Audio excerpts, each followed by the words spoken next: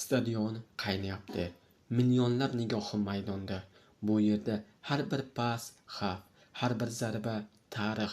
Bugun g'alaba uchun yurak ham, iroda ham sinovdan o'tadi. Misr va Avstraliya. Bugungi uchrashuv keskin, shiddatli va dramatik ruhda boshlandi. Misr jamoasi maydonga aniq reja bilan chiqdi. To'pni tez aylantirish, qanotlardan bosim o'tkazish va raqibni charchatish. Avstraliya esa jismoniy kuch va prinsipga tayandi.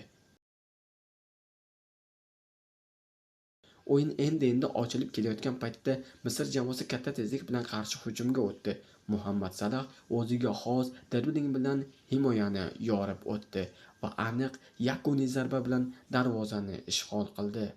Stadion portladi. Misr oldinga chiqdi, lekin Avstraliya taslim bo'lmadi. Ular o'yinni asta-sekin nazoratga ola boshladi. Markazda kuchli pressing o'rnatdi. Ikkinchi bo'limda Avstraliyada yanada agressiv o'ynadi. Ular qanotlardan tez-tez hujum uyushtirib, Misr himoyasini sinovdan o'tkazdi va nihoyat kutilgan gol. Avstraliya hujumchisi Mitchell Duki jarima maydonidan sovuqqonlik bilan zarba berib, hisobni tenglashtirdi.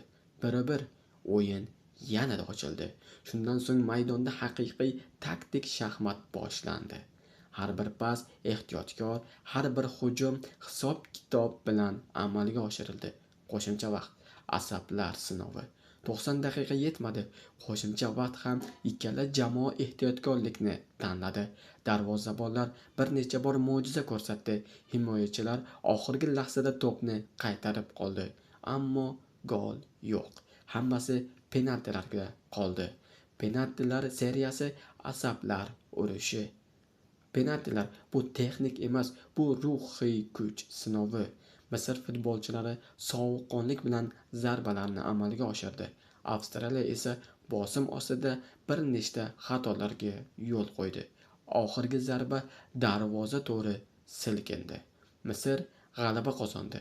Stadionda shodlik portladi.